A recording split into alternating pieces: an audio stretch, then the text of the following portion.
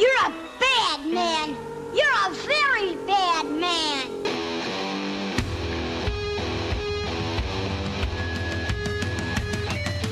From the world-famous Blackbird Studios, it's the Rave X podcast. And now, Rave X. Hot damn, baby, your boy Rave X back again, the baddest man in podcasting. Yeah, thanks for tuning in, man. Rave X Podcast, episode 35, a little show I like to call the Alison situation. Let's dive in. Well, kids, winter is coming. You know what that means. Your boy Rave X has got 99 problems. Here's one of them. A little while back, I met a girl through a friend of a friend. And we instantly hit it off, man. It doesn't happen this often, you know what I mean? We hit it off the night we met. And we start talking and stuff. And I had heard her mention that, she had a boyfriend and stuff, but her boyfriend wasn't there. So I'm like, whatever, we're just hitting it off, right? Just having a few drinks with a bunch of people. And we kind of separated ourselves from the group and went off and was talking about music and all this stuff, man. And things were going really good, right? But I was always keeping in the back of my head that she'd already mentioned to someone that she had a boyfriend, you know. She never brought up the guy again. But, I'm keeping that in the back of my head. So, flash forward a few weeks. We're hanging out, man. I invited her up to the Blackbird Studios, like, why not, right? Hanging out, watching a movie. Then we go out, have a few drinks, we come back. Now, she lives kind of far away, man. So I kind of felt bad about kicking her out or whatever, or telling her she had to go. So I'm like, why don't you just stay? Now, at that point, we sort of slept on different sides of the Blackbird Studios, let's say. A couple of weeks later, we hang out again. She asked me if she can stay. I'm like, yeah, no problem.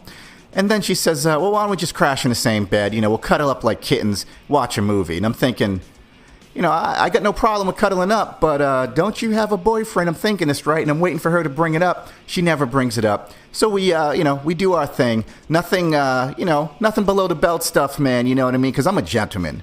Long story short, we keep hanging out. And every time we hang out, we get a little closer and closer and closer until one day I realize I think we got feelings for each other. But she has not made it a secret that she has a boyfriend. So one day I ask her, at this point we had known each other a few months, and I ask her, so what's the deal with your boyfriend? Now, when I asked her this, you would have thought someone walked in and threw a dead cat in the room, man. The whole mood changed. And she kind of didn't want to talk about it. She didn't want to address it. And I'm going, well, look, it's been a couple of months now. Me and you've been hanging out. You come over, we go out, we party, we have a great time. And then we come back to my place, we get under the covers, watch a movie, cuddle like kittens. I know you're into me, I'm into you. What's the deal with your boyfriend? And again, she kind of was like, what do you mean? What do you mean? And I said, well, are you happy with your boyfriend? And she said, I think that couples go through stages, And I said, well, how long have you been dating him? And she said, too long. And I said, okay. So you guys live together? And she said, yeah. And I'm like, all right. So why are you over here in my bed, rubbing all up against me like a stray cat? She says, well, because I want to. And I said, no, man, you know what I'm getting at here.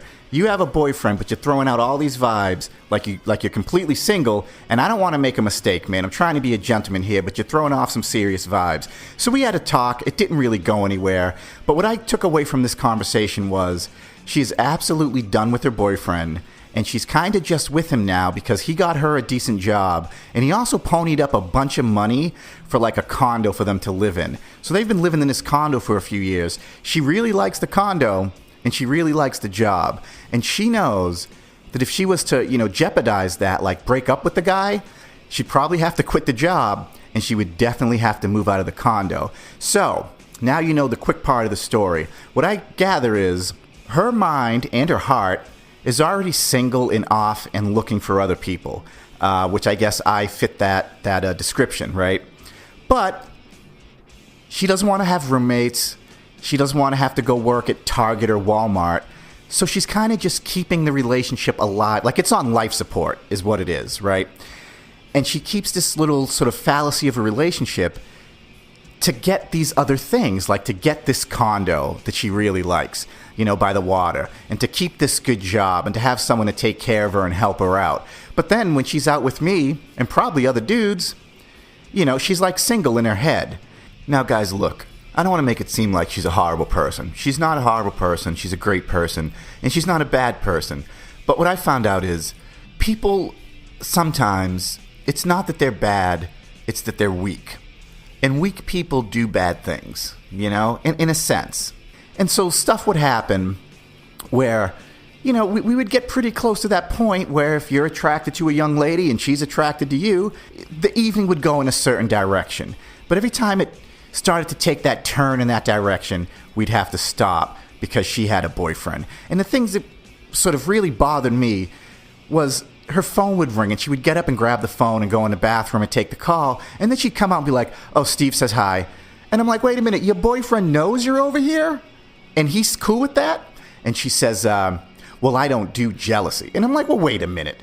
Now, this is complete and total delusional behavior, right? You have a problem that you don't want to solve or you can't solve it, so you just act like there's no problem, And that's something that me personally, I just can't let stand and I can't deal with it because I kind of don't live my life like that, If a problem comes up for me, I try to solve it as quickly as possible.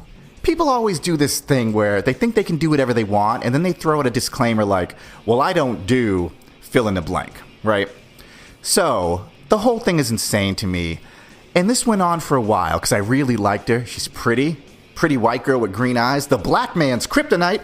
And we would have a good time, man. She was a cool chick to hang out with. I definitely sort of bonded with her on a level that, you don't bond with every day with people. So I liked having her around. I liked being around her. But it always bothered me that she had a boyfriend. And one day I put my foot down, man. We were supposed to get together and hang out. And I said, look, I don't think we should anymore. This is crazy. It's gone on too long with you and your air quote boyfriend, who I know that you're done with, but you don't want to pull the trigger and break up because you don't want to have to move out.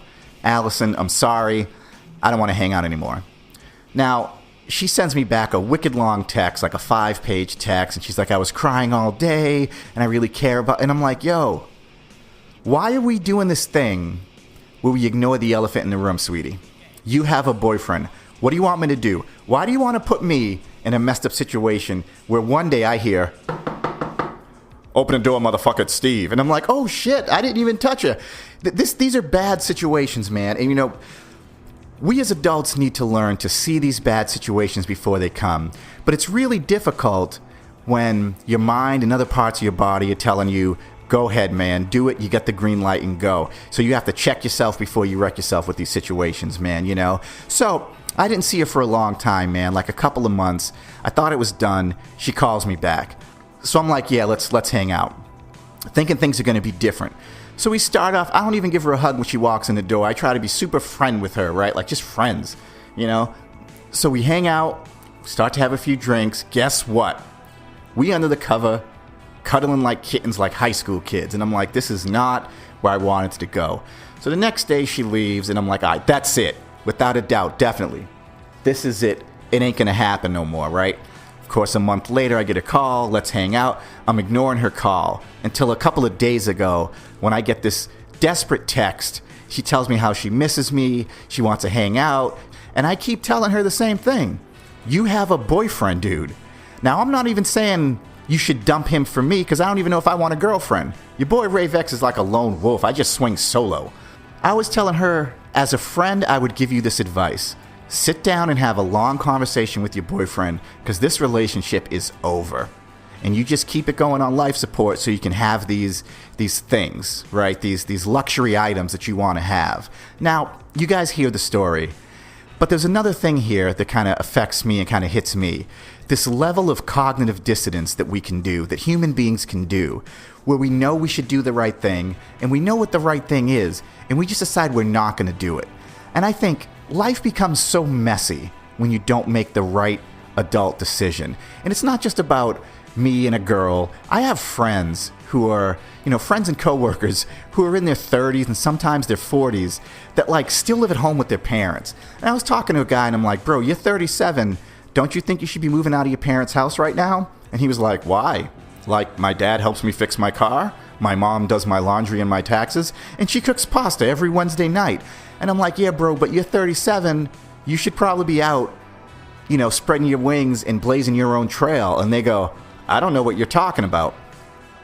And for the longest time, I thought these people really didn't know what I was talking about. This girl, Alison, I really thought she didn't know what I was talking about.